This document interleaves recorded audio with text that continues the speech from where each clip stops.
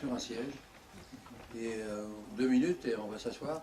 Je vais essayer de résister un petit peu en étant debout. Voilà. Donc Stéphane qui a écrit le commentaire, qui a écrit aussi les livres qui accompagnent le film. Il y a un beau livre, la collection des beaux livres, chez un bel éditeur, c'est-à-dire Actes Sud. Et puis, voilà. Ah oui, d'accord. Voilà. Pardon, bonsoir. Je vais vous donner toujours un peu lente, mais on y arrive. Je vais vous donner le deuxième micro, ou peut-être on va essayer de le faire sans micro, les questions, voir si ça passe. Oui, mais on peut peut-être évoquer un petit peu ce film que vous venez de voir, donc qui nous a pris, contrairement aux autres films précédents, beaucoup moins de temps. Il nous a pris que 2 années de réalisation, moins de 2 années, avec différentes équipes, donc ce qui multiplierait d'autant le temps de tournage. Et puis, voilà, ça fait suite au peuple migrateur, ça fait suite à Océan, où on s'interroge un petit peu sur nos cousins de planète, sur les animaux. Et comme on voulait revenir un petit peu sur un territoire qui nous préoccupe, c'est-à-dire l'Europe, et bien comme l'Europe, quand on voit la diversité des animaux qui peuplent l'Europe, elle est assez pauvre, assez maigre, parce qu'il y a toute une histoire qu'il faudrait illustrer. Et en même temps, on s'est dit, puisqu'on va faire une chronique des animaux, on va faire aussi cette chronique inscrite dans le temps, donc chronique du temps. Et donc là, on retrouve une diversité, il y a, comme vous l'avez vu, il y a 8000 ans, il y a 10 000 ans, qui était fantastique, qui était diversifiée, formidable, exubérante. Donc on a commencé à la période qui était austère, c'est-à-dire le gang de glace qui couvrait une grande partie de l'Europe et sur lesquels il y avait quelques animaux qui résistaient avec d'une façon farouche, d'une façon volontaire, courageuse. Donc on s'est dit, on va commencer comme ça. Et puis, comme vous l'avez vu, comme vous le savez, est venu un premier réchauffement il y a 10 000 ans, 12 000 ans. Et dans ce premier réchauffement est apparue la toundra. Et puis, quelques temps après, aux merveilles, est venue la forêt qui couvrait, exactement comme la glace auparavant, mais toute l'Europe. Et dans toute l'Europe, une fois que, la forêt est venue, il y a des animaux qui aiment bien abriter, qui aiment bien la forêt. Ils venaient du Moyen-Orient, ils venaient du bassin méditerranéen. Ils ont monté jusqu'à ce plateau, cette immense étendue dans laquelle nous vivons et qui a été envahi pendant très longtemps par les autres, c'est-à-dire les autres, nos cousins de planète, par les animaux. Donc cette chronique du temps, associée bien sûr à la chronique de tous ces animaux, dont certains nous restent encore. Bien sûr, si on va chercher aux frontières de l'Europe, il existe encore des grands animaux, type l'élan, le bison, mais en ce qui concerne la France, il n'y a pas grand-chose. Donc avec l'illusion de tracer cette grande chronique, on peut être intéressé dans toutes les étapes, les périodes de temps qui ont été traversées, et puis jusqu'à l'état actuel, où l'homme n'a pas été bienveillant vis-à-vis de la diversité, vis-à-vis des animaux. Et peut-être qu'aujourd'hui, comme vous le savez, il y a quand même une conscience qui date, et pas très lointaine, qui date il y a 10 ans, il y a 20 ans, il y a 30 ans, où malgré tout, on se dit, où les collectivités, les gouvernances, et puis les hommes, tout simplement, la société, est-ce qu'on a bien fait d'être aussi actif pour la destruction d'un continent qui avait une autre allure il y a 8000 ans, il y a 3000 ans. Donc voilà le film que l'on veut faire, qui n'est pas du tout un film qui est empreint de catastrophisme. On n'est pas là pour se complaire et dire c'est terrifiant. Il y a des films qui l'expriment, ou des œuvres, ou des articles qui expriment à quel point on est rendu malade de la nature parce qu'on est un peu malade dans notre tête. Et on ne s'est pas rendu compte quand même que ce que l'on abandonnait, c'était terrible pour la diversité, pour les animaux, mais aussi pour les plantes. Et dans ce que l'on a détruit, on a perdu un peu de notre âme. Donc il est temps de se reprendre et de laisser un territoire qui a été primitivement celui des animaux, de le laisser entrouvert et de s'apercevoir que ce n'est pas le nôtre, c'est celui de tous les êtres vivants. Donc il était temps, et je crois, il y a des manifestations, il y a des grandes réunions politiques qui se passent, la COP21, etc., qui nous laissent penser que, non, c'est pas fini. Et c'est pas le catastrophisme. Et c'est pas, non, ici et là, on a des indices, non pas simplement par les instances internationales, mais ici, là, dans chaque province, dans chaque site de la France, Et au niveau de l'Europe, il y a des associations. Il y a même des gens qui sont intéressés par une rivière, qui sont intéressés par un petit bout de forêt. Parce que là, il y a une diversité d'animaux qui est prodigieuse. Et ils se penchent dessus pendant des mois, des années. Et c'est là où on se rend compte que, mais non, on n'est pas sur une planète, un hémisphère foutu. Non, tout peut repartir parce qu'en puissance, tout est là. Donc voilà, c'était le petit préambule, si vous permettez, que je voulais vous adresser. Maintenant, d'autres voix, et ô combien scientifiques, et ô combien beaucoup plus perspicaces, et beaucoup plus voilà, riches de renseignements que je ne le suis.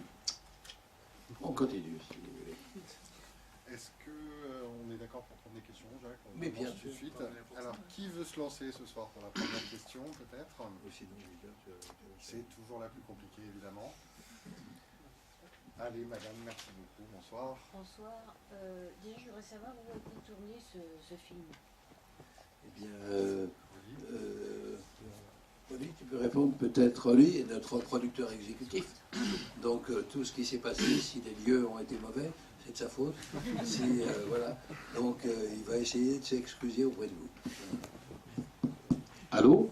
Oui, Donc en Europe. Hein. Beaucoup en Norvège pour tout ce qui est le début du film, les bœufs musqués. On est parti au-dessus du cercle polaire rechercher les bœufs musqués.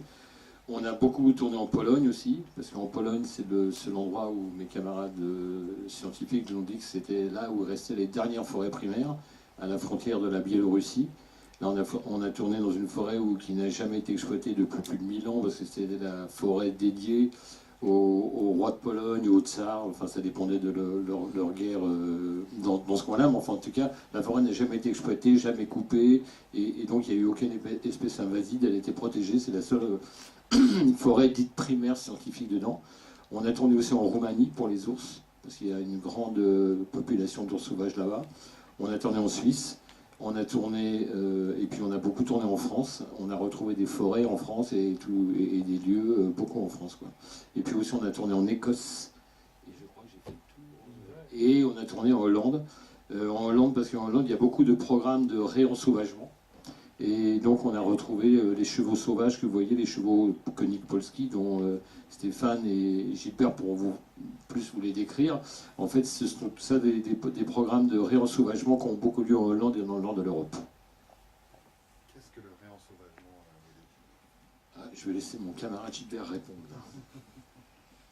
Oui, c'est un mouvement récent, le rewilding, donc le réensauvagement, depuis, je dirais, peut-être une dizaine, vingtaine d'années. C'est vraiment très récent. L'idée, c'est ce qu'on vient d'évoquer, c'est-à-dire que notre paysage européen a été très appauvri. Le sauvage a pratiquement disparu. Et donc, soit on se dit, bah, c'est terminé, c'est fini, ça ne reviendra plus, soit, au contraire, on a une approche complètement différente. Souvent, je fais la comparaison avec des monuments culturels. Si vous avez une ancienne abbaye, un ancien château qui s'effondre, on est obligé de le reconstruire pour le réparer. La nature, c'est pas du tout ça. Si vous avez des forêts qui ont disparu, elles sont encore là potentiellement parce que les essences sont là. Il faut leur laisser le temps. Elles vont repousser. Alors bon, ça prendra quelques temps, 200, 300, 800 ans, 1000 ans.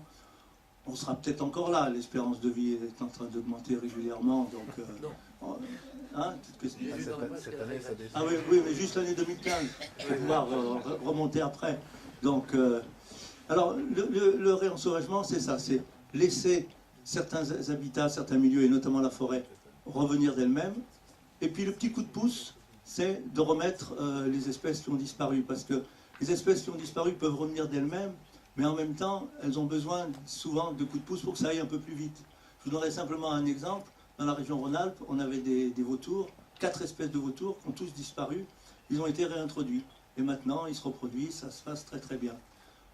Quand on a fait notre tour de France, des avant-premières, on a essayé de lancer des idées un peu audacieuses comme ça, de réensauvagement, de retour en France. On était à Chamonix, en voyant ces forêts dans les Alpes magnifiques et tout. Et on leur a dit, bah, écoutez, on vient de Roumanie, des Carpates, 6000 ours, même densité humaine que nous. Et on se retrouve ici, 0 ours dans les Alpes. Donc on a vu avec le maire de Chamonix, il a été obligé de dire oui, puisqu'il y avait tout le public qui était là. Et donc on a réintroduit l'ours dans les Alpes françaises. Après on était à Orléans. Orléans, forêt d'Orléans, 50 000 hectares.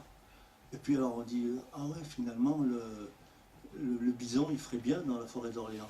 Et donc il y avait la responsable de l'ONF là, et qu'est-ce que vous voulez qu'elle dise? Elle était d'accord. Donc voilà, alors c'est ça, le réensauvagement, c'est quelque part une nouvelle approche. C'est-à-dire vraiment être complètement d'accord sur un point, la nature elle-même se porte très très bien. En fait, il suffit de se retirer un peu, et ça ne veut pas dire que l'homme n'a plus sa place, mais c'est l'homme contemplatif. Celui qui passe et ne laisse pas de traces, il a toute sa place. Vous voyez? Si par contre le bonhomme il arrive, il dit moi je viens juste avec ma tronçonneuse, mon fusil, mon troupeau de moutons derrière, là c'est plus tout à fait pareil, quoi. Si vous voulez, il va y avoir un impact. Mais on a besoin de ce retour, on a besoin de ce réensauvagement. Gilbert, si à chaque date de tournée Provence vous arrivez à réintroduire une espèce, j'appelle Jérôme Sédou, on double la tournée Provence. Mais c'était fait pour ça, oui, en effet. Et parce que nous sommes très audacieux. Et ce qui manque dans notre monde, et notamment dans le monde politique, c'est l'audace. Et avec, vous voyez, le bison, c'est tout simple. Quand on dit le bison, ah non, c'est pas possible, c'est une grosse bête, vous avez vu ces animaux absolument extraordinaires. Le bison a été réintroduit en Allemagne, dans un secteur où il y a 600 habitants au kilomètre carré. Il y a une vingtaine de bisons qui ont été réintroduits, entièrement sauvages. Ça se passe très très bien. Donc nous, la place dans la nature, elle y est très largement. Par contre, il faut faire une place dans la tête des hommes. Et là, c'est là que notre rôle est important, et le vôtre aussi. Monsieur. Bonsoir. Bonsoir. Vous m'entendez ou pas? Ça va? Oui, je crois qu'on vous perçoit. Oui. Merci beaucoup déjà pour ce film. J'aurais deux questions un peu techniques. La première, c'est qu'on voit assez fréquemment, en tout cas surtout... Ah, c'est mieux. Bonsoir. Donc, on voit au début du film, surtout, et même tout le long du film, des séquences avec des petits animaux, des insectes. Et je me demandais si c'était des prises de son réelles ou si c'était des bruitages qui avaient été rajoutés. Parce que autant certains sons ont l'air tout à fait authentiques, autant pour des insectes, je me posais cette question-là. Et j'avais aussi une deuxième question, globalement aussi technique. Comment est-ce que vous avez fait pour prendre certaines prises de vue qui sont assez exceptionnelles? Je pense d'une part à des combats d'animaux qui sont clairement authentiques, ou en tout cas qui paraissent authentiques, ou par exemple le vol de scarabée, des choses comme ça, que personnellement j'avais jamais vu. Je réponds à tout. Alors dans l'ordre, les prises de son, c'est du naturel, hein, c'est des prises de son directes. Alors pas sur, c'est pas le micro de la caméra, hein, c'est une équipe d'ingénieurs du son qui se déplace dans la même forêt, mais qui est décalée de, soit c'est en même temps, mais c'est décalé de quelques kilomètres, soit ils arrivent avant ou après le tournage image, mais c'est vraiment in situ. C'est sous la houlette de Philippe Barbeau, qui est vraiment le maître ingénieur du son pour tous les films de nature, un peu exigeant. Il a le matériel dernier cri et il passe des semaines, des mois immergés dans la nature pour capter les sons les plus ténus. La deuxième question, c'était... Sur des prises de vue incroyables. Ouais. Alors les combats, oui. Les combats, c'est comme vous disiez, authentique. Le combat des ours, le combat des cerfs, le combat des chevaux, tout ça c'est l'authentique pur jeu. Donc il faut juste être patient et être là au bon moment, quoi. Le combat des ours, on y était avec Gilbert et avec Jacques aussi, on s'y attendait pas vraiment, quoi. Ça s'est fait sous nos yeux, on était là tous les trois avec l'opérateur Philippe Garguil, et voilà, c'est quand même assez extraordinaire à vivre, parce que quand ils gueulent, les ours, c'est très très impressionnant. Le combat le brame des cerfs, c'est Laurent Charbonnier dans les forêts de Sologne. Le combat des chevaux, c'est Jérôme Bouvier dans les Dombes. Non, voilà, donc tout ça, le combat des chamois et des bouquetins dans les Alpes, c'est encore Laurent Charbonnier. Donc voilà, tout ça, c'est des prises de vue sauvages. Il y a ce plan. Oui, on peut s'approcher des animaux qui sont comme ça en colère, comme l'ours. Et donc c'était impressionnant. Et on a une photo qui résume très très bien ce qui est arrivé. Parce qu'il y a une photo où on voit une caméra toute seule, et devant la caméra, il y a un ours. On ne voit pas l'opérateur. C'est peut-être parce que l'ours il s'est approché un peu de la caméra, et d'une façon qui nous semblait un peu hostile, donc tout le monde a déguerpi. Donc c'est pour dire que l'on est véritablement dans la nature sauvage. Mais la nature sauvage, je veux dire, ça ne veut pas dire une nature méchante, et que de temps en temps, il faut une certaine approche. De temps en temps, oui, il faut se méfier, c'est bien. tous les animaux sauvages, libres, donc, ne sont pas devenus dociles, ils restent sauvages. Et de temps en temps, bah voilà, je crois, auprès de l'homme, il faudrait se méfier beaucoup plus, parce que ce que peut faire l'homme par rapport à son environnement, à la nature, c'est quand même beaucoup plus offensif que ne sont les animaux. Mais de temps en temps, il faut faire attention. Donc ça a été vrai pour les ours, ça peut être vrai, ça pourrait être vrai avec des loups, mais je dois dire qu'il y a deux types de tournage.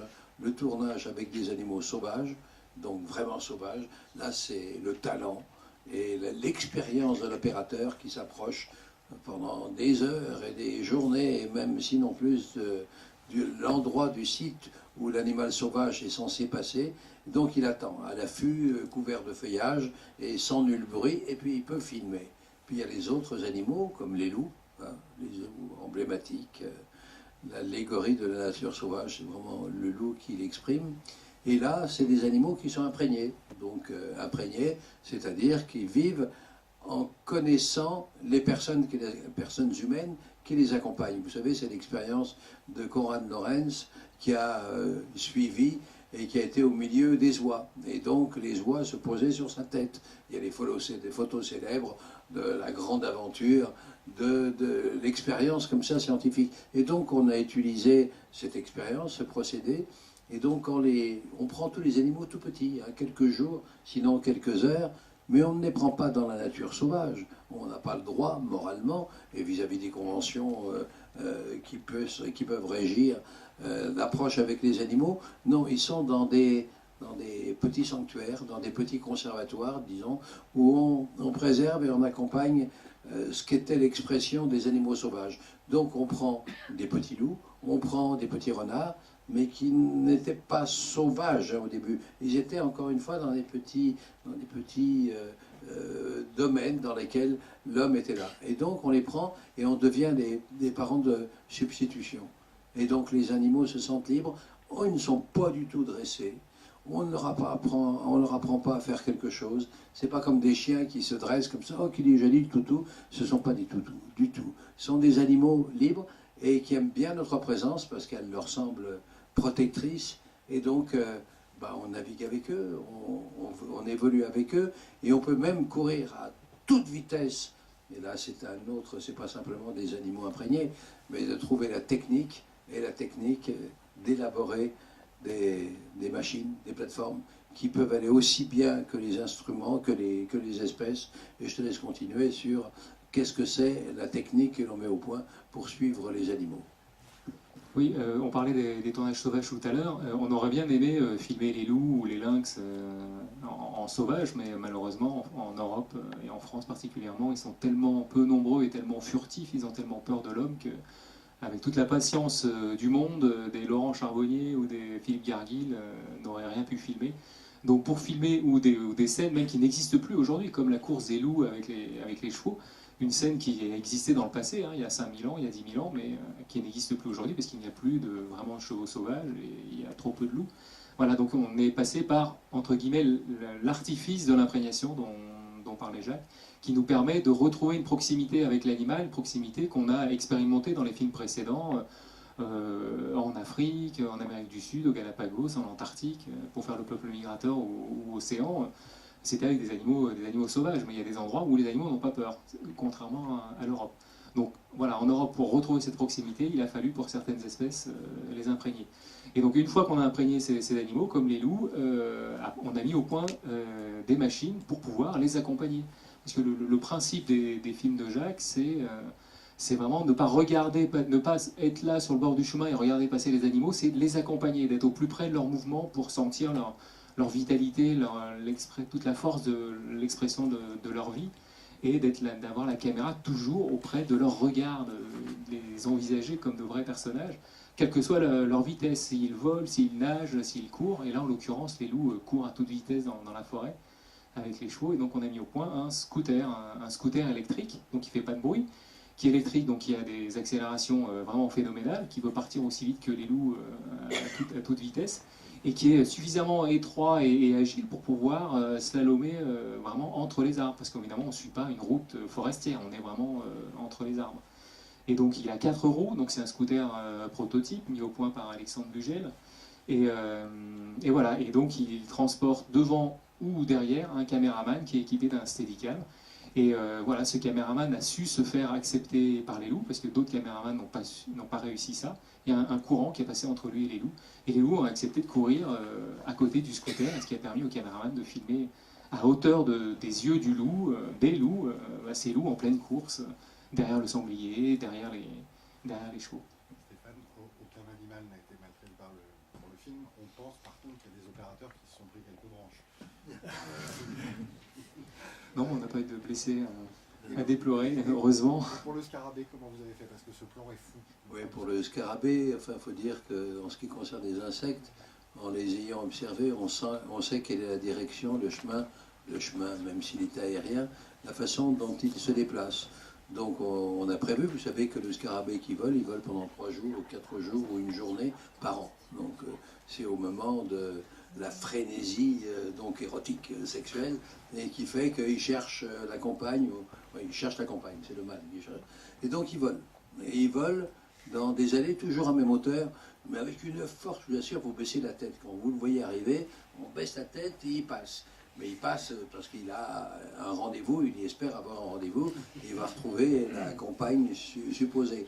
Donc voilà, c'est un jeu un petit peu comme dans ce film, comme dans tous les films qu'on a pu faire, c'est un peu de connaître quels sont les déplacements, quels sont les rythmes que peuvent avoir les animaux, et en les connaissant, on est à la croisée des chemins, et puis on les poursuit. Mais je dois dire, comme ça, j'y réfléchissais maintenant, on a fait des films qui sont bons, qui sont pas très bons. Enfin, peu importe, chacun a son point de vue. Et d'autant plus qu'on n'explique pas les choses, on n'a pas de pédagogie. On est au milieu de la nature. S'il y a un renseignement, c'est la nature qui le livre et non pas le commentaire, même bien que ce soit Stéphane qui l'ait écrit. Mais en tout cas, c'est pas lourd de pédagogie et de renseignement. Mais on est compte quand même, depuis qu'on a fait, vous appréciez ou pas, mais on a fait le peuple migrateur.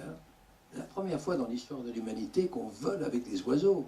On est épaule contre plume, où on vole à 2000 mètres par-dessus les nuages et autour de la Terre. Vous vous rendez compte le bonheur que l'on a? Encore une fois, peu importe les jugements de valeur qu'on peut avoir, quand on a tourné sous la surface avec les océans, on était à 40 km/h avec des thons, avec des dauphins.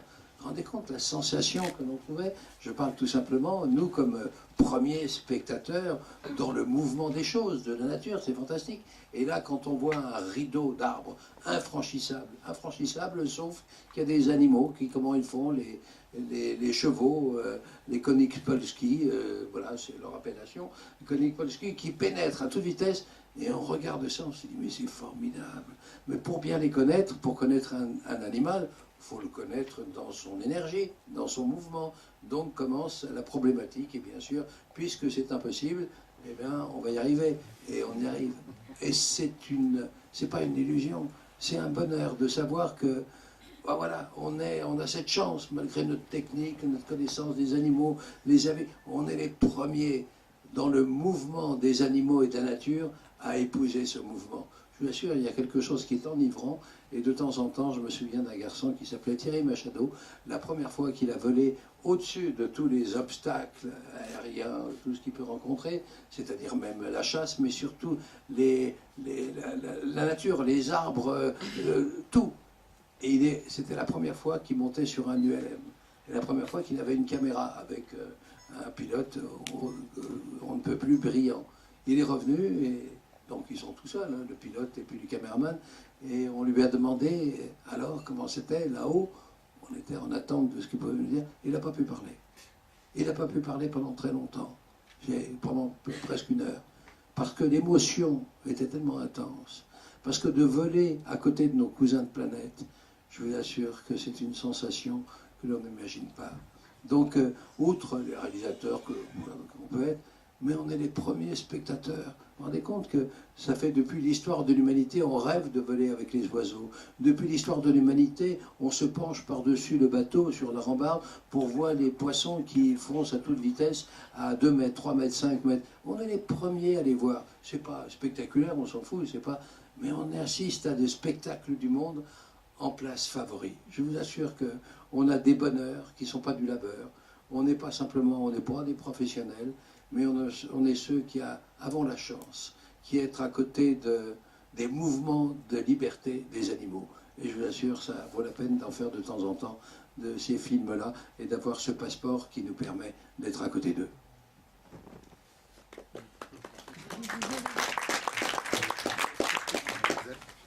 Bonsoir.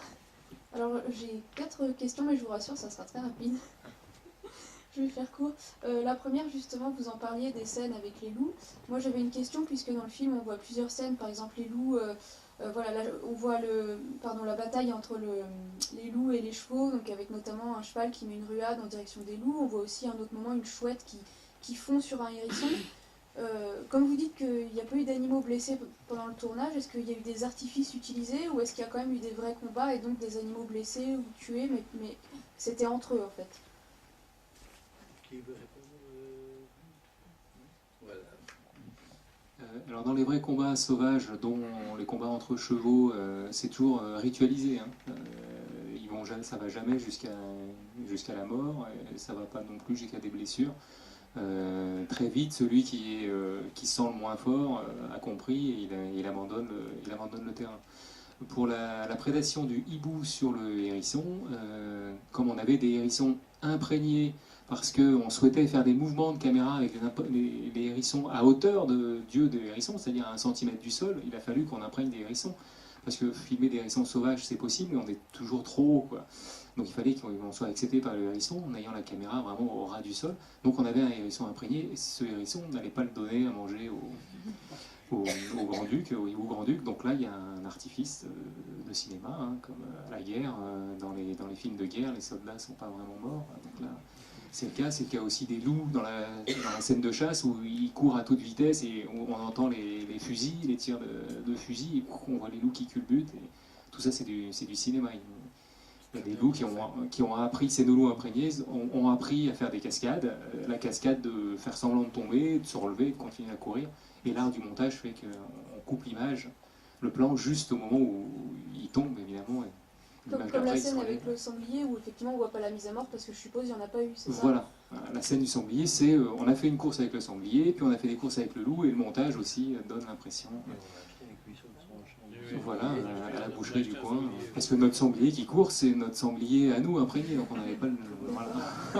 On attendait la fin du film pour le manger. C'est pas écrit pour rien à la fin sur l'écran. En fait. D'accord, non mais je me permettais juste Par contre, ce que vous avez relevé dans la course des loups et des chevaux, on pensait faire comme avec le sanglier, c'est-à-dire des doubles passes, hein, classiques du cinéma. On fait courir les chevaux puis les loups après. Et finalement, ils ont accepté de courir ensemble dans les mêmes plans. Et effectivement, à un moment donné, ils étaient un peu près des chevaux, et le cheval le signifiait qu'il était un peu trop près, quoi. Mais, voilà, il n'y a pas eu plus de débordement que ça. Non, pas du tout. D'accord, alors ma deuxième question, Surtout que dans une course de chevaux et de loups, on était sur le tournage ensemble, dans une course de chevaux et de loups, vu que nos loups ils sont imprégnés, donc ils sont nourris, donc ils n'ont pas de raison de se mettre en danger, ils avaient plus peur des chevaux en fait, parce que un Konik Polski, c'est un cheval sauvage, c'est vraiment très impressionnant, c'est jamais monté, c'est vraiment très impressionnant, et les loups, ils se fondaient avec les chevaux parce qu'ils étaient dans le même jeu, on va dire, si on peut appeler ça un jeu. Mais en fait, quand le loup s'approchait, il s'est pris un coup et il n'a pas recommencé, quoi. Donc en fait, le danger, et même dans la vie sauvage, la vraie vie sauvage réelle, le danger, c'est pas le loup qui est méchant qui va attaquer le cheval. Parce que plein de fois, Gilbert nous l'a appris, c'est que le cheval peut facilement tuer un loup, quoi. Et puis aussi, voilà, un petit renseignement sur les loups, la meute de 8 loups. Nous recommandions aux techniciens, comme c'est un animal féroce qui est dangereux depuis toute l'histoire comme ça de la nature, on disait aux techniciens, surtout ne faites pas peur au loup. Donc c'est vous montrer à quel point il peut être dangereux. Ma deuxième question concerne la scène de chasse à courre. Je voulais savoir comment ça s'était passé. Est-ce que vous avez filmé une vraie chasse? Est-ce que c'est une mise en scène? On a filmé une vraie chasse. On a filmé... vous parlez de la reconstitution avec les cavaliers. La scène de chasse à courre avec les cavaliers et le cerf. Non, on a travaillé avec un équipage, l'équipage Poisson, l'équipage qui sont développés en Sologne. On a travaillé avec eux, ils connaissaient le scénario, ils savaient exactement de quoi on parlait. C'est un peu le paradoxe, hein, depuis avec Jacques en France et même à l'étranger. Souvent, en fait, et forcément, vu qu'on a souvent travaillé avec des gens soit qui font de la chasse à course, soit qui sont chasseurs. Et je ne dis pas qu'on se retrouve des points communs, mais en fait, de la manière dont Galatée fait des films, ça ne les dérange pas du tout d'être dedans, parce que leur message ne leur dérange pas du tout, quoi. Donc c'est vraiment un vrai équipage. Évidemment qu'on a mis dans l'époque, parce qu'ils ne chassent plus à court avec ce genre de costume, quoi. D'accord, mais le cerf a été mis à mort à la fin ou... Non, mais on parle, c'est pas que j'étais la semaine dernière. Nous étions... Non. Non, c'était un vrai équipage, mais c'était pas une vraie chasse. Il n'est pas mis à mort dans le film. Non, c'est pour ça que je vous demandais si après que c'est les caméras qui... Comment s'appelle le cerf? Comment il s'appelle déjà? En fait, c'est la même question. Comment s'appelle le cerf? Nonoï. Il s'appelle Nonoï. Et donc on a fait un reportage pour, je sais pas, une télévision la semaine dernière, et on a revu Nonoï. Il se porte très bien. Et même non seulement ça, il se porte très bien comme il était imprégné, mais il n'était pas comme ça. Il est devenu encore plus accepter encore plus la présence des autres, de notre présence. Et donc Nonoï, je lui ai parlé comme je n'avais pas évoqué des choses avec lui il y a 1 an et demi. Nonoï est venu, et pendant qu'il y avait ce reportage sur la télévision, j'avais les bois qui passaient devant, et donc il y avait malgré tout le responsable de Chantilly, oui, qui me disait de faire attention, parce que même si on est complice, un coup de bois dans la tête, c'est pas agréable. Non, tout va très bien. Non, ça a été un bonheur le tournage, et la fin du tournage avec les animaux, ça a été le bonheur de l'accomplissement. D'accord, mais les chasseurs, ça ne les dérangeait pas, parce que le film a quand même un message anti-chasse, d'une certaine façon. Oui. Ben, ça nous est arrivé déjà sur le peuple migrateur, lorsque nous étions en Normandie, et donc il y a eu le Conseil général, mais ce serait bien quand même qu'il n'y ait pas une opposition des écolos par rapport aux chasseurs et les chasseurs, et on a fait une grande réunion pour parler du film. Donc, comme à l'Assemblée, il y avait le côté gauche et le côté droit. Donc c'était bien divisé, et c'était pas en fonction de leur appartenance, mais un petit peu de leur famille, de façon de faire. Ça s'est formidablement passé. Tous nous ont dit, mais votre film, on l'accompagne, chasseurs, on l'a accompagné, alors que certains chasseurs, quand on tournait le peuple migrateur, il y a des irréductibles, hein, il y a des dangereux. Donc quand on volait au-dessus des étangs de Brière, quand nous étions en Normandie, pour l'imprégnation, pour l'entraînement des oiseaux, des chasseurs nous ont tiré dessus. On était à 100 mètres. Oui. Bon, ben je ne vais pas dire que ce n'est pas une généralité, mais il y a chasseurs et chasseurs. Et là, c'était un mauvais chasseur. C'était les myopes, c'est ceux qui nous ont pris pour des très gros canards. Voilà, c'est ça. Et j'ai juste mes 2 dernières questions, sont très rapides, sont juste pour Monsieur Perrin. Donc l'avant-dernière, c'est, je sais que vous êtes un proche du capitaine Watson de Sea Shepherd. Vous avez aussi apparemment collaboré avec Alain Bougrain-Dubourg pour le film. Je voulais juste savoir si vous aviez travaillé avec d'autres associations de protection de la nature pour ce film. Mon cher Gilbert. Oui, effectivement, vous avez raison. Alors, c'est intéressant parce que vous évoquez Paul... Juste la dernière, Monsieur Perrin, êtes-vous végétarien? Pardon. ce soir, mais les autres... Non, ça dépend avec qui je dis. D'accord. Donc ça ne vous gêne pas de manger les animaux? Non, honnêtement, dit de cette façon-là, c'est terrible. Mais je comprends et je respecte le végétarien. Il y a vraiment pour la plupart un équilibre. C'est pas simplement quelque chose de forcené et qui en même temps se veut un exemple par rapport aux autres. Non, écoutez, nous sommes amis de Paul Watson, protecteur, Paul Watson, protecteur de la nature et des animaux marins quand même. Une fois nous nous sommes rencontrés au Canada. Et puis par hasard, le distributeur ou l'associé qu'on avait nous a emmenés dans un restaurant de viande. Et donc j'ai vu la carte, je me suis dit c'est pas pour Paul, ça quand même. Bon, on a chacun commandé, comme vous le savez, les gros steaks au Canada, ils sont très bons. Et donc Paul y compris a demandé son steak. Mais je veux dire, c'est aucune bravade. Et ça ne veut pas dire que Paul ne soit pas respectueux de ses engagements. Et donc habituellement il ne le fait pas.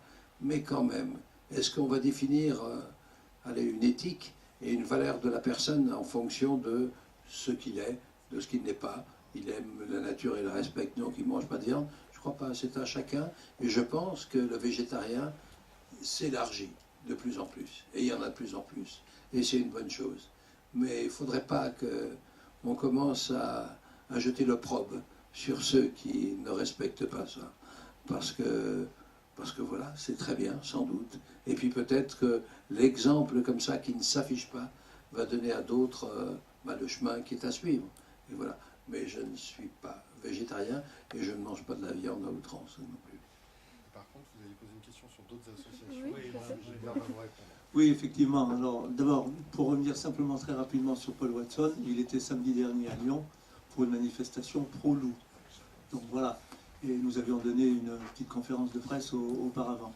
Et nous avons travaillé avec une association qui s'appelle l'ASPAS, l'Association de protection des animaux sauvages. Et donc Jacques Perrin était venu inaugurer la première réserve de vie sauvage il y a 1 an dans le sud du Vercors. Et donc à l'occasion de nos avant-premières, on a inauguré une deuxième réserve de vie sauvage, la réserve des Deux Lacs. Et voilà, donc on a travaillé avec ces associations. Mais après, c'est vrai qu'avec le monde de la chasse, alors moi j'ai une petite anecdote que je trouve fort sympathique. Lorsqu'on a fait l'avant-première à Valence, j'ai 2 amis chasseurs qui m'ont dit bah, après un film comme ça, on dépose le fusil. Donc voilà, je trouve que c'est après la chasse, on n'est pas contre la chasse, mais si elle peut être moindre, bah, après tout, pourquoi pas. C'est un petit peu cette idée de nouvelle alliance, mais on y va doucement. Et comme dit Jacques, on va donner des exemples, et puis après, ce sera suivi, ça ne se sera pas. Voilà, chacun à son rythme. Je crois que c'est dans cet état d'esprit qu'on s'inscrit, mais pas dans une opposition frontale, absolument pas. Parce que c'est vrai qu'on a beaucoup de chasseurs qui se lamentent de la perte de biodiversité, tout comme les naturalistes. Donc voilà, on est un petit peu dans ce même monde. Merci beaucoup. Il y a une autre question de madame. Bonjour, donc c'est pas une question, c'est un commentaire pour vous dire que tout le début du film, j'ai souri énormément. Vous parliez du bonheur que vous avez eu en filmant ce film, ben, vous l'avez très bien transmis. C'est très enthousiasmant, c'est très beau, c'est très touchant. J'ai vu les animaux comme je les avais jamais vus, pourtant je regarde des documentaires d'animaux et juste j'espère que j'aurai l'honneur de regarder ça en réalité un jour et que mes enfants et les enfants de mes enfants pourront le voir aussi. Merci. Merci. Oui, c'est tout à fait ce que nous voulons montrer. Si vous voulez, la proximité que nous avons montrée dans ce film, c'est en fait une proximité originelle. Je dis souvent que quand on visite la reconstitution de la grotte Chauvet, par exemple, ou la grotte de Lascaux, vous avez des scènes qui sont représentées qui démontrent que l'homme préhistorique a observé de très très près. Or, il n'avait pas de jumelles, il n'avait pas de téléobjectif. Donc il y avait une proximité, si vous voulez, entre le monde sauvage et l'homme qui était très importante. Cette proximité, il faut bien le reconnaître, des siècles, des millénaires de chasse, de piégeage, de traque l'ont fait disparaître. Parce que les individus familiers, ce sont ceux qui se font tuer en priorité. Les animaux farouches vont rester très loin. Mais le monde est en train de changer. Je donne souvent cet exemple, et qui est vrai. En France, une espèce un animal carnivore qui se nourrit de poissons, la loutre, avait pratiquement disparu. Donc on ne la voyait plus, bien entendu, puisqu'elle n'était plus là. Ensuite, elle est revenue, mais de façon très furtive, nocturne. C'est-à-dire qu'elle était présente, mais on ne la voyait toujours pas. Et actuellement, depuis quelques années, quelques mois, j'ai presque envie de dire, on commence à voir de plus en plus de photos qui sont faites de loutres visibles de jour. Et comme cet animal est protégé, même les individus familiers, non farouches, on peut les voir. Et donc, demain, on devrait pouvoir se balader dans la forêt, comme on se balade dans les parcs nationaux aux États-Unis, à Yellowstone, vous vous baladez, vous avez les wapitis qui sont à 2 mètres de vous, ils ne font pas attention à vous. Vous avez des muldirs, c'est-à-dire des sortes de chevreuils avec leurs petits, qui sont à quelques mètres. Et donc cette proximité entre le monde sauvage et l'humain, elle est très très importante. C'est une sorte d'altérité qui, quelque part, nous apporte, le contact avec le sauvage nous apporte beaucoup plus d'humanité. Ça peut paraître un peu paradoxal, mais c'est certainement vrai, parce que nous avons évolué, notre psychisme a évolué au milieu du monde sauvage. Donc de cette coupée du monde sauvage, c'est peut-être une des explications de certains de nos comportements. Bonsoir. Moi, une question plutôt technique. J'ai vu que vous avez employé des zooms ingénieux. Ingénieux fait toujours des zooms, alors c'est des zooms qui datent des années 60, 70. Non, ce sont ingénieux fait toujours des zooms, fait d'ailleurs un peu les meilleurs zooms qu'on peut trouver sur le marché même international, c'est fait à Saint-Étienne. Avec le groupe Thales, c'est des zooms dernière génération. C'est pas pour le plaisir d'avoir des zooms dernière génération, mais c'est vraiment la dernière génération de zoom pour avoir un point assez loin. Mais on a utilisé beaucoup de focales courtes en fait pour avoir cette présence. Mais ingénieux, ça existe encore, ça en fait encore, et ça sort encore des nouveaux modèles. Bonsoir. Vous parlez beaucoup de vie sauvage, et je voulais savoir quelle est...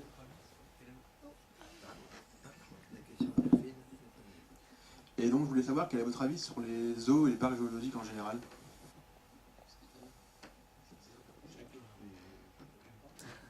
Non, ouais, on est tous mal à l'aise un petit peu. Qu'est-ce qu'on pense des zoos? Gilbert, peut-être Stéphane. Alors Stéphane. Stéphane, comment? Alors avec Gilbert, on est scientifique de formation, donc on a quand même grandi dans le milieu des muséums et des galeries zoologiques avec beaucoup de squelettes d'animaux empaillés. Et c'est vrai que le contact sur le terrain avec les animaux vivants est vraiment irremplaçable. Et c'est ce que font les scientifiques qui étudient le comportement. Ils essayent au maximum d'aller sur le terrain. Et ça me permet de rebondir sur la collaboration entre nous, équipe de cinéastes, et le monde scientifique. C'est-à-dire que ces films ne peuvent pas se faire sans la collaboration étroite avec les scientifiques. Dans un premier temps, parce qu'ils nous nourrissent, on se nourrit de leur connaissance, de leur enthousiasme et de leur passion, bien sûr, qu'on partage avec eux, mais de leur connaissance. Pour aller filmer tel oiseau, telle baleine ou tel animal dans les forêts, il faut connaître son comportement, savoir où il vit, à quelle époque il exprime ce comportement. Donc il y a au préalable une énorme documentation. Et elle ne peut pas se faire sans l'accord, sans l'aval des scientifiques. Les scientifiques nous accompagnent très souvent sur le terrain. Et ça leur permet, en nous accompagnant, de vivre des expériences et d'approcher les animaux sauvages, s'exprimant en pleine liberté, souvent mieux que ce qu'ils font pendant leurs études scientifiques. Je donne deux exemples sur le peuple migrateur. Les ornithologues, pendant des siècles, ont regardé les oiseaux voler depuis le sol, donc les oiseaux passent dans le ciel. Au mieux, ils avaient une paire de jumelles. Et là, avec le peuple migrateur, on leur a permis de partir avec les oiseaux et de les étudier in situ, en plein vol, à 2000 mètres d'altitude, entourés d'oiseaux. Ils ont pu faire leurs expériences. Je pense à Jean Dors, le président du muséum, qui a passé toute sa vie une célébrité, enfin une sommité mondiale sur les oiseaux. Il a toujours étudié les oiseaux au sol ou dans les musées, justement. Lui, il tirait les oiseaux et il les empaillait et il les étudiait comme ça. Et à 70 ans ou 75 ans, fin des années 99 ou 2000, on lui a permis de voler avec les oiseaux. Et il a complètement révolutionné tout son savoir sur les oiseaux. C'est-à-dire que pendant 70 ans, il pensait que les oiseaux étaient comme ça, et en un vol d'1 heure en Normandie avec nos oiseaux, et il a redécouvert le monde des oiseaux.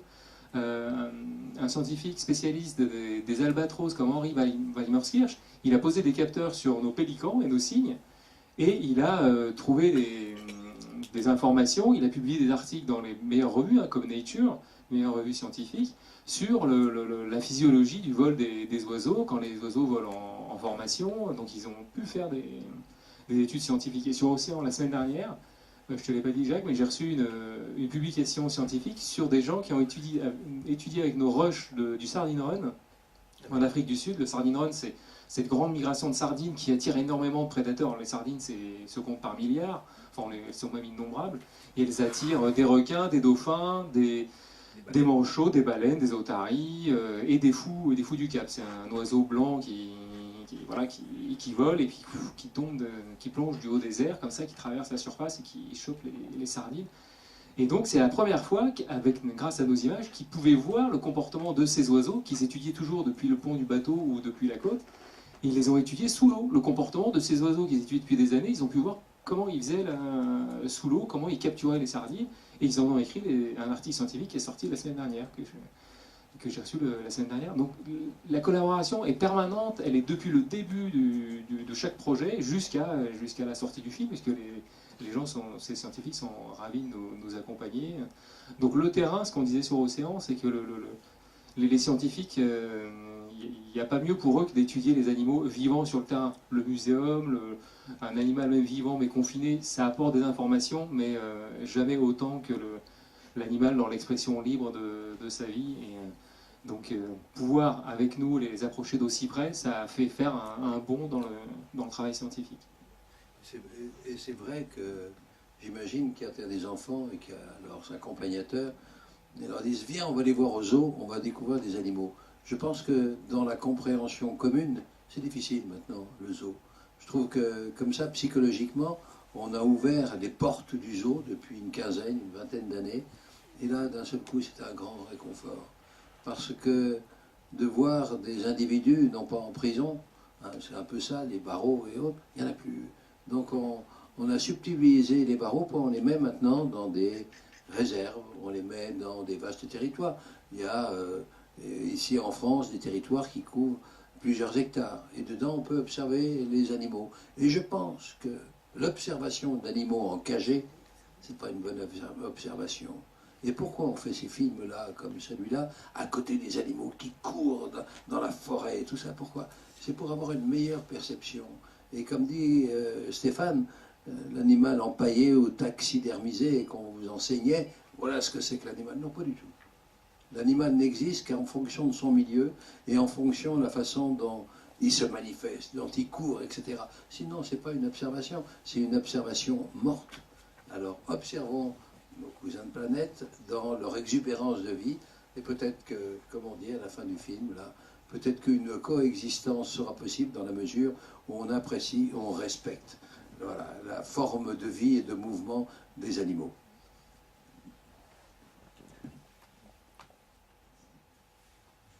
Oui, simplement, rapidement, les zoos ont compris cette nouvelle approche et ils participent notamment à des programmes de réintroduction. Je vous donnerai simplement deux exemples. Le fameux bison que vous voyez dans le film. Le bison a complètement disparu sauvage. Dans la nature, il n'y en avait plus du tout. Par contre, il en restait une quinzaine dispersés dans différents zoos. Et c'est à partir de cette quinzaine d'individus que tous les bisons ont pu être réintroduits dans le monde sauvage. Et actuellement, on a en bison d'Europe à peu près 5000 individus qui descendent de cette petite quinzaine d'individus qui étaient présents dans les zoos. Sur les 5000 individus, il y en a 2000 qui sont dans des enclos, dans des vastes réserves. On en a visité une dans les monts d'Azur qui fait 800 hectares.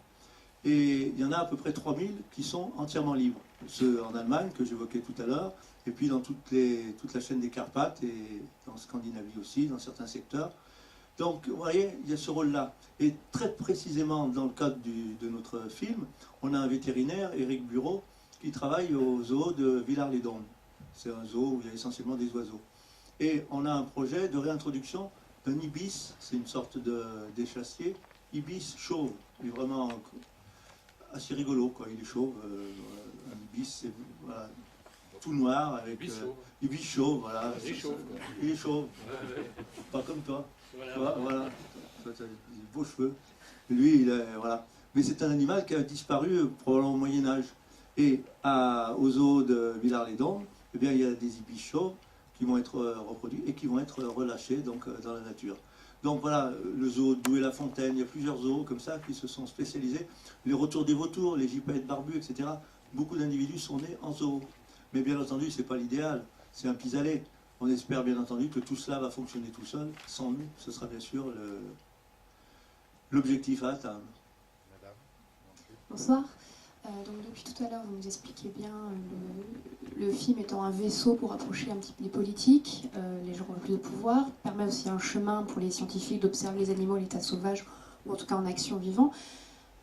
Ma question porte plus sur comment vous touchez le public de non-professionnels, parce que effectivement, donc dans le film, vous prenez le parti de pas être vraiment explicatif, vous nous montrez la nature telle qu'elle est.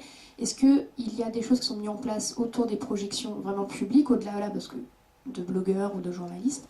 Est-ce qu'il y a des plateformes qui sont mises en place justement pour un peu plus avoir des actions concrètes avec le public, ou vous voulez vraiment rester dans cette démarche de laisser que le public contempler tout simplement la nature et de se faire un avis tout seul? J'ai un début de réponse. Gilbert, je pense que vous avez aussi la réponse. Une petite partie. Oui. Je réfléchissais. La question, c'était. Voilà. Oui. Alors, quelle est la portée du film? Donc, de penser que ce film va être public, pour ne pas dire commercial. Non, on s'y fiche trop rien. Non, je ne suis pas du tout dans le commercial, c'était plus... Non, pas du tout, c'est que on comprend l'utilité du film pour appeler les politiques et pour les scientifiques, Mais est-ce qu'il y a des plateformes mises en place autour pour que le public, étant voilà, par exemple, moi, je suis ni scientifique ni politique, puisse, je sais pas, avoir accès vous expliquez la technique justement de l'imprégnation des animaux, enfin voilà, est-ce qu'il y a des choses qui sont mises en place ou c'est juste, on voit la nature telle qu'elle est et après de nous-mêmes on ira se documenter, ou est-ce que vous mettez en place une documentation plus accessible finalement? Si vous me permettez, Jacques, si vous me permettez de répondre, j'ai une partie de la réponse donc je vais la donner, je vous laisserai la compléter.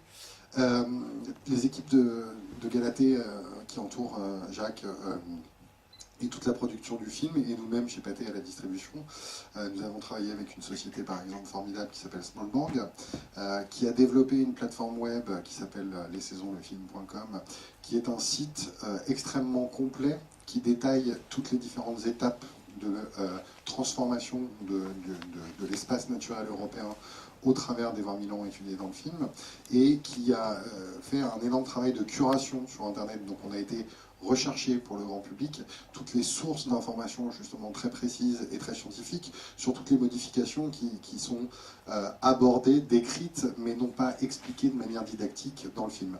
Et les équipes de Galatée ont aussi développé un produit gratuit formidable qui s'appelle Morphosis les saisons, qui est une application interactive disponible sur les 2 grandes plateformes de tablettes et de smartphones, qui est vraiment un outil extrêmement pédagogique, destiné à une écoute conjointe entre des parents par exemple et les enfants, et qui permettent de manière interactive de mettre en scène ces interactions entre l'homme et la nature, ces changements qui se sont opérés au fil du temps, et aussi comment ça a influé sur les espèces je dirais sauvages, et comment elles ont pu se réapproprier certains terrains. Donc je vous invite à découvrir ces plateformes-là. Je peux... Et puis c'est pas fini. Donc tu parlais, Thomas, du site internet et de l'application qui est gratuite. Hein. Il y a aussi un énorme travail pédagogique à destination des enseignants et des scolaires, primaires et secondaires, avec des dossiers pédagogiques sur toutes les thématiques abordées, donc que ce soit en histoire, en géographie, en SVT. Qui sont disponibles gratuitement sur le site. Voilà, qui sont accessibles par le site et qui ont été directement envoyés à tous les enseignants aussi. Donc, voilà. Et puis il y a aussi aux éditions Actes Sud un ensemble de 4 livres, avec un beau livre avec des très belles photos et toutes les explications à la fois sur le film, sur le making-of, voilà, plus 3 livres pour enfants, documentaires, plus des contes pour rêver sur l'univers de la forêt et un cahier d'activités. Mais c'est vrai qu'au cours de tous les films qu'on a fait, c'est quelque chose dont on a pris conscience très progressivement. Sur le peuple migrateur, il y avait eu 2 livres, un livre pour toute la famille et un livre pour enfants, et on ne s'était pas rendu compte que ce genre de film suscite énormément de questionnements et que à ces questions, il faut qu'on essaie d'apporter des réponses. Alors le film n'est pas là pour apporter des réponses, mais il faut créer quelque chose autour du film qui l'accompagne, dans lequel on puisse trouver ces réponses. Et du coup, par exemple sur Océan, on est allé un peu plus loin, parce qu'il y a eu 6 livres et un très beau site internet. Et là, quand on a commencé les saisons, on a dès le départ pensé au site internet, on a eu l'idée de l'application, des livres, donc voilà, c'est quelque chose qui prend de l'ampleur. C'est pas au départ notre métier, mais voilà, on a à cœur, c'est vrai quand on rencontre le public, on voit bien que, et puis c'est fait pour ça, les gens se posent énormément de questions. Et voilà, on a aussi à cœur de leur répondre. Oui. Non, des livres différents. Je me souviens plus qui a écrit tous ces livres. C'est lui qui a écrit tout ça. Bonsoir. Je voudrais vous poser une question sur la place de la fiction dans le film, parce que c'est quelque chose qui est assez inédit dans votre travail, et je voudrais savoir ce que ça apporte au film dans la mesure où est-ce que ça comble un vide historique, est-ce que c'est une manière de replacer l'homme au cœur de toute cette histoire des animaux, ou autre chose, je ne sais pas, mais quel est vraiment l'enjeu de cette fiction dans le film ici? La principale raison, c'est que pour filmer les animaux libres, déchaînés, en des courses effrénées, comme ça, on ne peut pas avec les animaux sauvages s'ils ne sont pas imprégnés. On ne peut pas être à 40 km/h en évitant un arbre, des racines, des monticules. On ne peut pas. Donc il faut préparer un tant soit peu le terrain sans apprendre aux animaux, parce qu'en aucune façon ce sont des animaux dressés, mais en leur montrant le parcours qu'ils pourraient emprunter, et d'une certaine façon en balisant légèrement ce parcours. Et là, on arrive à l'expression de l'animal libre, sans dire sauvage, parce qu'ils ne sont pas tout à fait, mais libres. Hein, on n'a rien appris au comportement, ce ne sont pas des toutous qui nous sautent dessus quand on arrive, non, ils vivent leur tranquillité et leur vie à côté de nous, près de nous. Et donc c'est un échange déjà, on assiste avec nos expériences déjà à un premier rapprochement entre des êtres humains qui les respectent et des animaux qui n'ont pas peur de la présence humaine. Mais pour faire un raccourci, pour expliquer, pour donner une notion d'histoire, ben on est obligé, et avec satisfaction, avec bonheur, d'être à côté de ces animaux qui, au contraire, ne fuient pas quand on arrive, mais sont tout à fait heureux d'être près de notre présence. Oui, ce qui était inédit aussi, c'était que dans ce film, on voulait raconter ces 20 000 ans d'histoire. Alors au début, les modifications, on passe de l'âge de glace à l'âge d'or de la forêt, c'est des modifications entièrement naturelles, hein, pour des questions astronomiques. La Terre change un peu de position, reçoit plus d'énergie du Soleil, donc bref, voilà, le climat change. Mais après, toutes les modifications de l'environnement, elles sont essentiellement suscitées par l'homme. Et si on veut raconter les dernières 10 000 ans, même si on est toujours avec les animaux sauvages, eh ben, il faut qu'on vive avec eux la forêt qui disparaît, qui s'ouvre, les champs qui arrivent, les rivières qui sont barrées.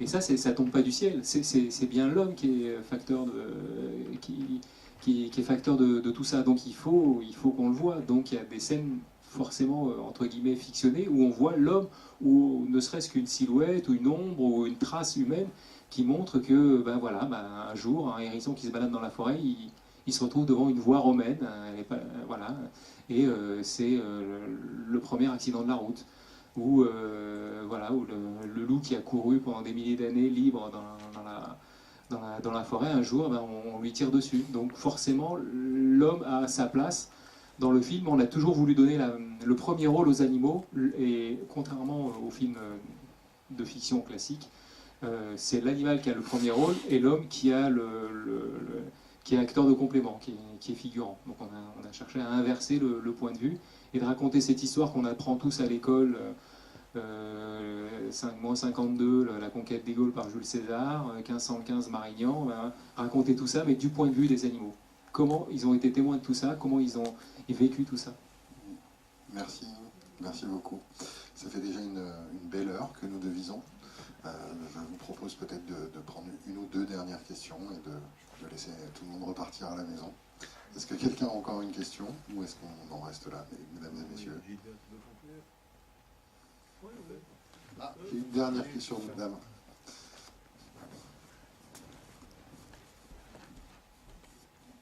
Je vais faire bref pour la dernière question. Vous dites nos animaux, vous parlez du hérisson, vous disiez notre hérisson, vous disiez notre sanglier. Je voulais savoir qu'est-ce qu'ils sont maintenant, enfin où est-ce qu'ils sont, qu'est-ce qu'ils font. Ils vont jouer dans les saisons 2. Non, ils sont pas chez Pathé parce que ça marcherait pas, ça. On n'a pas trop la place, on manque un peu de verdure. Non, ils sont replacés. Alors les Konik Polski, les chevaux sauvages sont dans un grand parc dans les Pyrénées. Et les chevaux, les loups sont autour de Toulouse, et les oiseaux sont repartis parce qu'il y en a qui venaient de là-bas au grand parc de Villars-les-Dombes. Voilà. Mais ils sont vraiment dans les espaces que décrivaient Jacques et Gilbert tout à l'heure. Ils ne sont pas repartis dans les zoos, ils ne sont pas dans les cirques. Voilà, ils sont partis, mais la plupart des animaux que vous avez vus, quand même, dans ce film-là, sont des animaux sauvages. Donc, en fait, ça a été l'approche. On n'a pas imprégné 300 animaux, quoi. Donc, on a fait très attention au départ d'où viennent les animaux, de la manière dont on a filmé avec eux, et de là où ils sont placés derrière. Donc, Galatée, depuis tout le temps, fait très attention à ça, quoi. Merci, voilà. Merci à vous. Bonsoir.